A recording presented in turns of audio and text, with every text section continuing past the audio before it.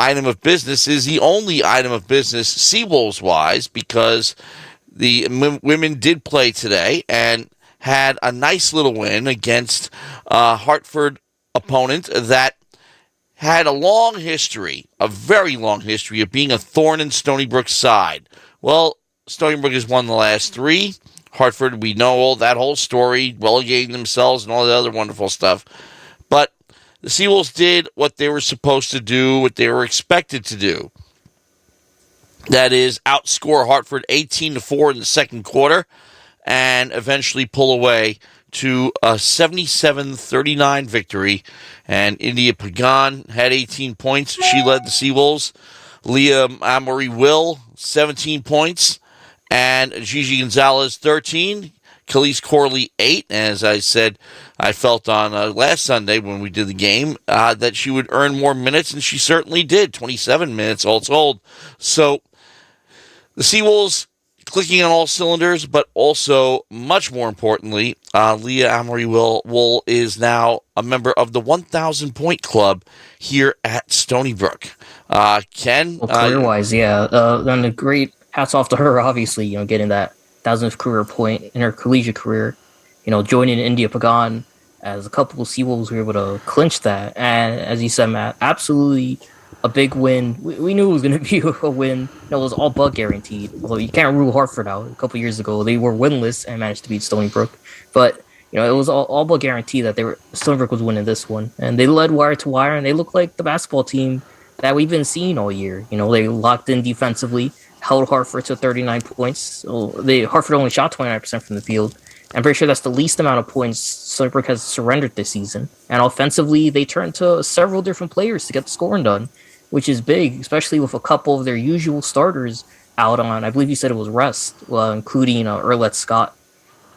Yeah, surprisingly enough, Erlette Scott not in the lineup today. Kenzie Boucher as well, yeah. Yeah, Mackenzie Boucher, again, not heard from. But, well, on a game like this, if you're going to give somebody a day off, this would be the day to do it. Yeah. Hartford's shooting was so bad, Abby Streeter, who finished with 21 points leading everybody, was the only one hitting shots from the field, hitting anything, only one scoring. So it was basically Streeter versus the rest of the Stony Brook team. And it was. And for Hartford, too, it's an uphill battle for them. And we saw it in the contest, heard it today. They were surrendering a lot of turnovers. Seawolves hoped for 8 turnovers in that first quarter, helped get them a 17-9 lead after the first 10 minutes of action. And, it just continued to pile on from there. Hartford, they couldn't score more than 9 points in the first half. Seawolves didn't score less than 17 points in a quarter. Well, 24 turnovers all told. And that is another big part of the story. Paula Morena, 7 on her own. But she didn't have a great game. Yeah, no, nobody did, other than Abby Streeter. And that's basically been their story. Streeter does all the scoring, and Hartford ends up losing yet again. And, it's a shame that, they can't do something like a deadline trade for her and, deal her and get some people. Pick. Yeah. Do the transfer portal. Because, actually, one thing I probably should have done when I had the chance is find out what her status is and whether or not she could transfer, how much eligibility she has left. But in Abby Streeter's case, you have to be, you got to give her some love, of course, towards the end of the season, get her on the All-America East team, because she is a legit talent on a team that is sorely lacking in it. Yeah, she is a grad, so her season's up regardless at the end of this one. Yeah. But, it's tough for her, too, because, when she was a freshman, there's a lot to look forward to in that Hartford club.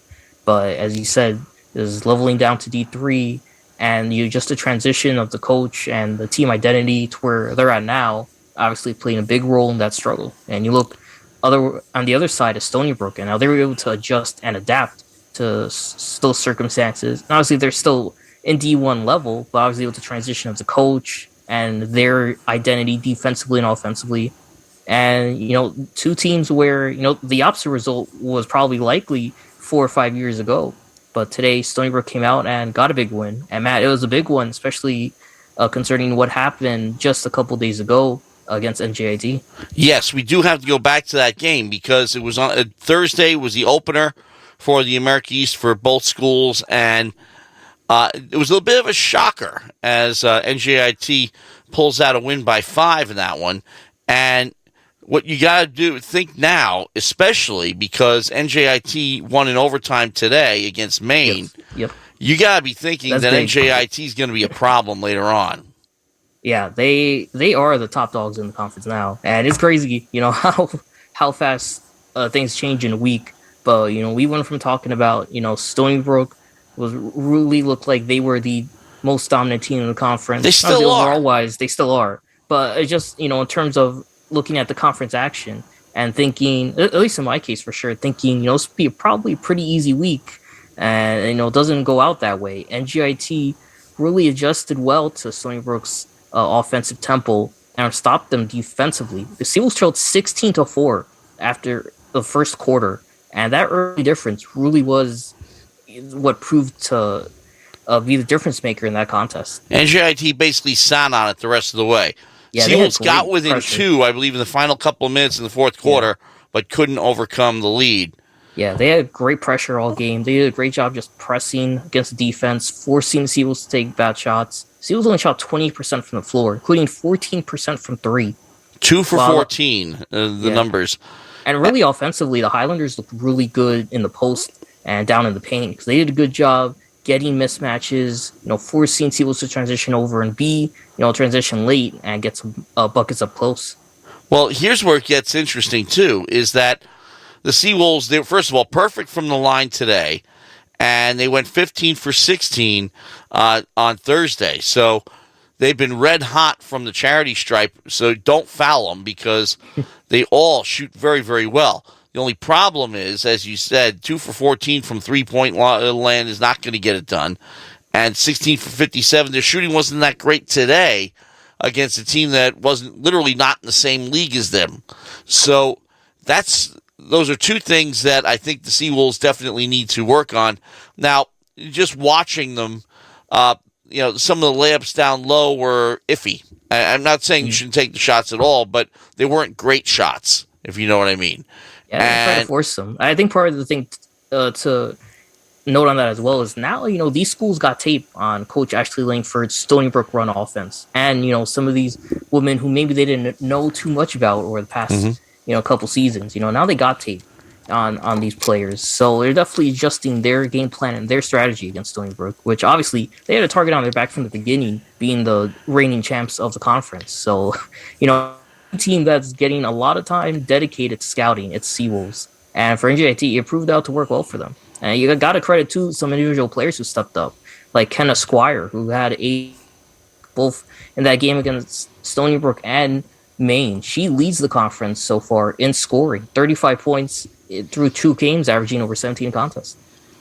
Well, it gets more interesting for the Seawolves because they take this win, get it under their belt, and they're now 1-1 in the conference. They will take a road trip on Wednesday and Sunday. Wednesday will be at UMBC, and Sunday will be at Maine up in Orono. And we all know the history between these two schools. Oh, yes. And even right now, just looking at conference play, it's only been a couple games, but when you look in terms of, what teams are at the top of the ranking so far, even with half the conference, being out for one reason or another, let's, for example, COVID-19 precautions, it's still Stony Brook and Maine 1 and 2 in a lot of the stats. And the top players, especially in scoring, outside of Ken Esquire, there's a lot of players on Maine, a lot of players in Stony Brook. So NGIT is definitely a team you can't discount. But, Maine and Stony Brook still show that they're still a threat. Well, there were a couple of postponements. On Thursday, Albany and Hartford got postponed, as did UMass Lowell and New Hampshire. But Maine beat Vermont 64-58, and UMBC and Binghamton got postponed. New Hampshire lost to Boston College, last non-conference game for them on New Year's Day. But 2 games were played, of course, Stony Brook's win over Hartford, and as I said, NJIT and Maine went to overtime up in Maine. And NJIT pulled it out. That's where you have to start thinking. And oh, yes. will NJIT I don't know. They outscored them 10-2 in overtime, by the way. And, of course, Maine had their work cut out just getting it to overtime. But I'm just looking at some of the NJIT numbers here. Kenna Squire is one player that we're going to be watching out for because she had 24 points on 10 for 12 from the line, 7 for 12 from the field. So, did a great job overall with 8 rebounds, too. So, dominant performance there. Yeah, they rebound pretty good as well, especially with Lizzie Litwinko. She had 16 this week alone, had 8 boards combined in both of her contests. So yeah, they get it done, down low, obviously, and off the glass, which was also a reason why Stony Brook really struggled in that contest, because they were getting out-rebounded pretty bad. And that was one of the things Coach Langford, when she spoke in the post-game conference, she mentioned, is that this week, this team played a lot better in rebounding. India Pagan, Leah Mori-Wool, both combined for double digits in rebounding. I think it was 17 total combined with just those two. And they were able to out-rebound Hartford by, I think it was 10 or 15. Yeah, huge margin. It was like 40-25. It was a monster margin. But, again, Hartford undersized, understaffed, under everything, and the Seawolves were able to prevail on that. But Seawolves do pride themselves on inside play, and they got a lot of that today. But when they go up against a team like Maine. NJIT or Maine, they're going to have their work cut out. Veronica Charles had a great game today, and it's going to be interesting to see her, step up down low as a glass cleaner. Because, to me, she's someone who I think is still trying to find her role, her best spot. And if she's able to establish herself, especially as one of the better rebounders for this team, a team where outside of Wool and Pagan, they really don't have a lot of in terms of forwards. It'll definitely be a huge benefit for the Seawolves team. Yeah. Remember, they were a little short, of course, with Mackenzie Boucher out, too. Yes. So, taking a look at the weekend, though, because so many of these... Now, this is another thing that we have to mention because it affects both men and women. That, just like is customary in the America East, the women played Hartford at home, and concurrently, the men were scheduled to play Hartford at Hartford. And that's done throughout the conference.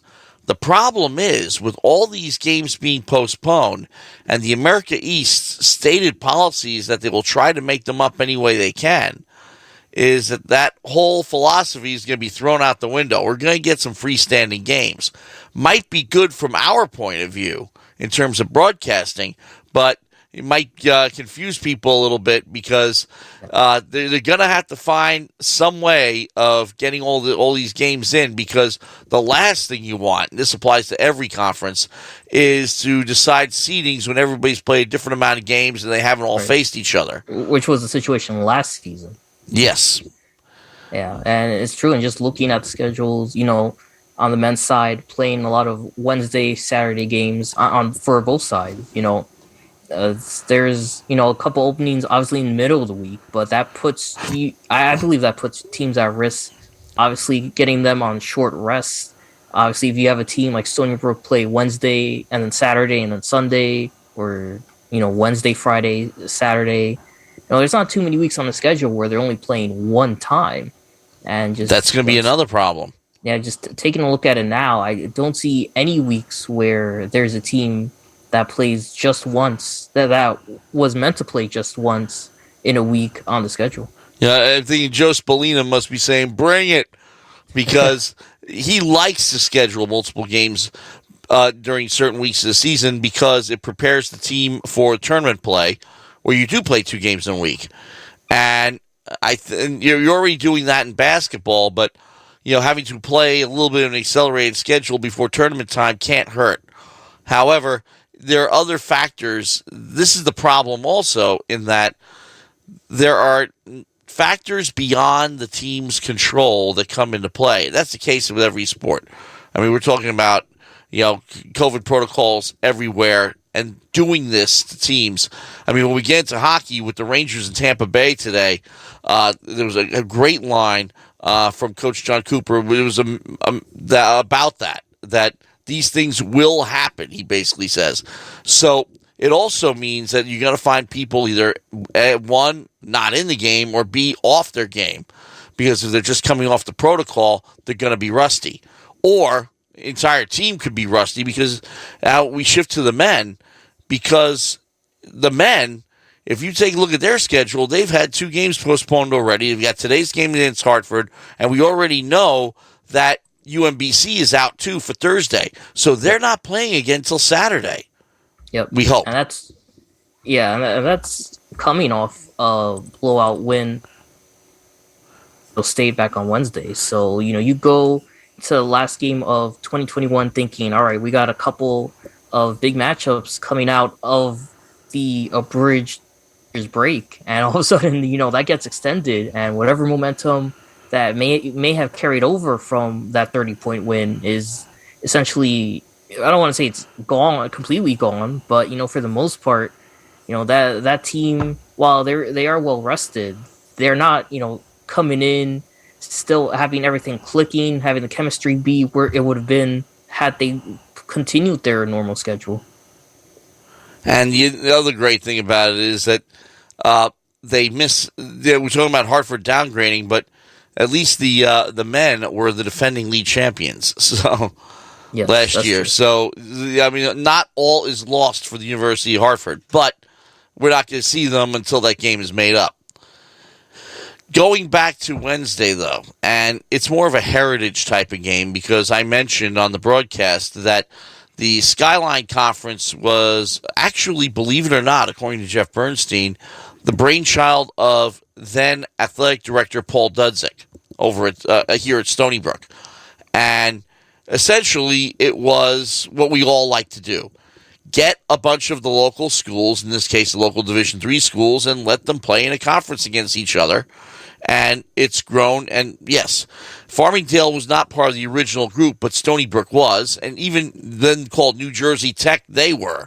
So that's where we get our little heritage with them. So it kind of took me back a little bit, because one complaint that Jeff Kurt and I had, and Dave Vallone, Dave Malo, and all the other original sports department people from way back when, was that we felt that on the upgrade to D1, that the athletic department was kind of forgetting its history or conveniently remembering parts of it, like the fact that Joe Nathan played in the D3 era. But when in 2016, when the men's basketball team won the American East tournament and finally broke in, got into the NCAA, all the local news programs, News 12, the networks, what have you, they were reporting, it's their first NCAA appearance ever. And we old farts are saying, no. First since 1991, thank you very much.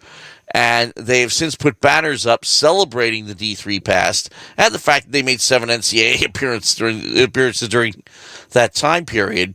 So that kind of took me back a little bit. And the fact that, we didn't play Farmingdale State. We've played them on occasion here and there, but they were never a conference rival.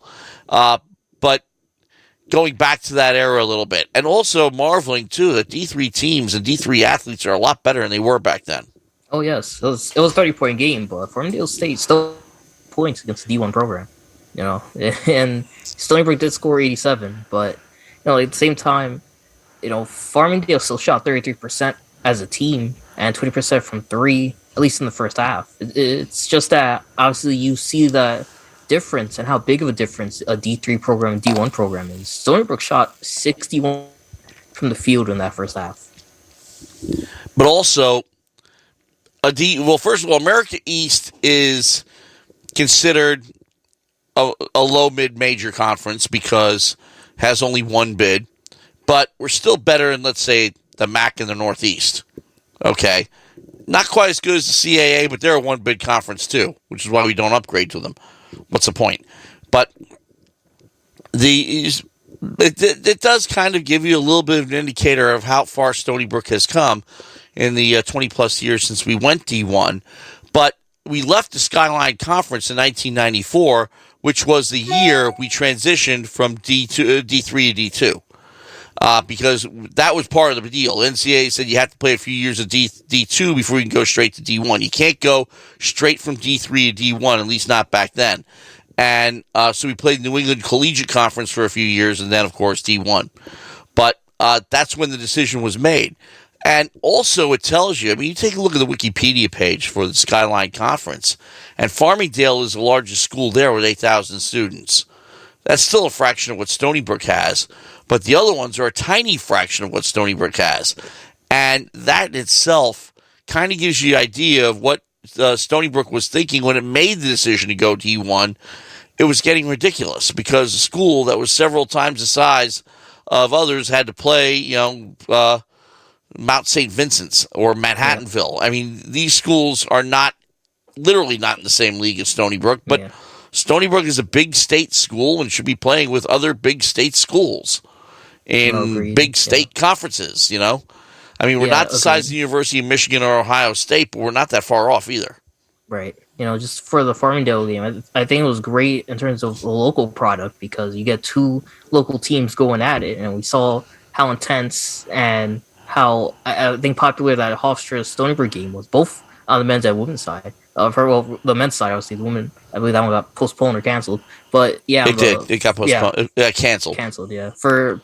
For this one, I thought it was a respectable crowd. I think you would agree in that. Yes. I think just a lot of folks there, a lot of local folks excited to see two homegrown basketball products. Two programs that are right in their backyard.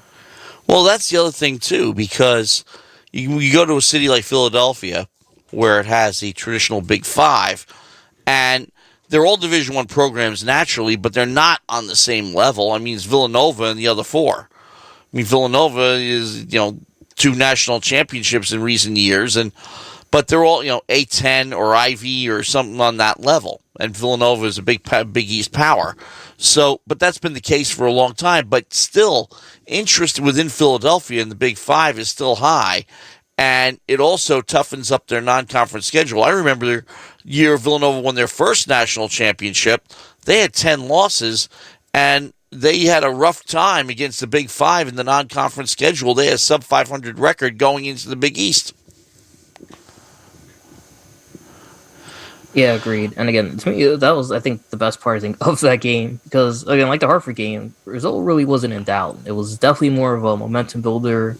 And I wouldn't necessarily say an all-star game like we've seen in lacrosse with Stony Brook and Hofstra. But, it shows the best, I think, of Long Island. So it's always great from that vantage point. And for Stony Brook, too, that they wrap up their non-conference season 8-5, building some momentum, playing good basketball, and better basketball than they have been over the past few years with guys like Jaleel Jenkins, Tyke Green, Jaden Sales, Frankie Policelli really stepping up for the program. Well, the other thing that you have to be happy with is that they are, of course, losing to Florida, ends a nice little winning streak for them. They had won 3 straight after that disappointing, actually I shouldn't say disappointing, disastrous Wagner loss back on December 4th. But, they won 4 straight, correction on that. 4 straight, and then Florida, and then beating Farmingdale. So they have a nice little run going here. But Wagner was a bit of a wake-up call back in December because they had lost so badly to a team that they were fairly equal to, and they never let that happen again. Of course, barely beating St. Peter's is one thing, but you have to ask yourself, and we're going to be asking it a lot, when you have to wait an entire week to play your first America East game, week and a half actually, because you last played on Wednesday, and you have to do it against Maine on a Saturday afternoon, and then you travel to Vermont. So it's a nice way to start your America East schedule. Agreed. It's a challenge.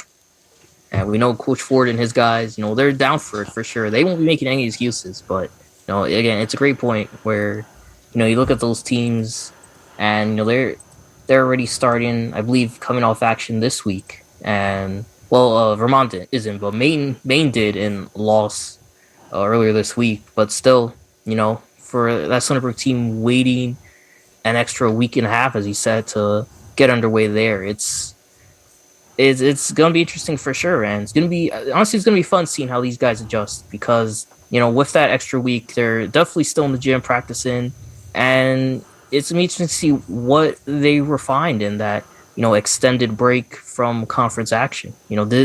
How did they improve defensively? How did they improve offensively? I think something for both teams is rebounding. Is that something they're able to work more on now that they had those extra few days to practice? Well, thanks to all the postponements, only 4 schools in the America East have played, and of course they played head-to-head, so only 2 games have been played. NJIT and Binghamton won their first games at the hands of UMass Lowell and Maine, so the standings aren't going to show you much. But NJIT, at least for the time being, has both men and women in first place. Mm-hmm. Yeah. And obviously 2 best scorers Yeah. in the conference as well. So we're looking forward to it. But, Yep. of course, the scare being that we'll get more games postponed. It's going to be absolutely crazy because you might as well throw the schedules out the window. Yeah, you have games there penciled in, but you don't know if, 1, they're going to be played as scheduled, and 2, the games that have been postponed, where they're going to be played or how they're going to be made up.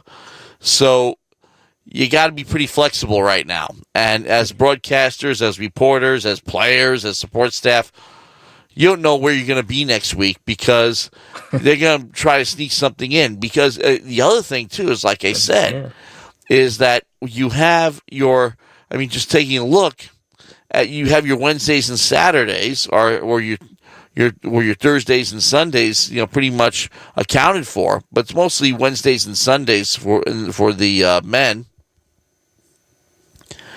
But you're going to have to get a Thursday game in there somewhere. You're going to have to get a Tuesday game in there somewhere. And not only that, you got to share your facilities with other sports.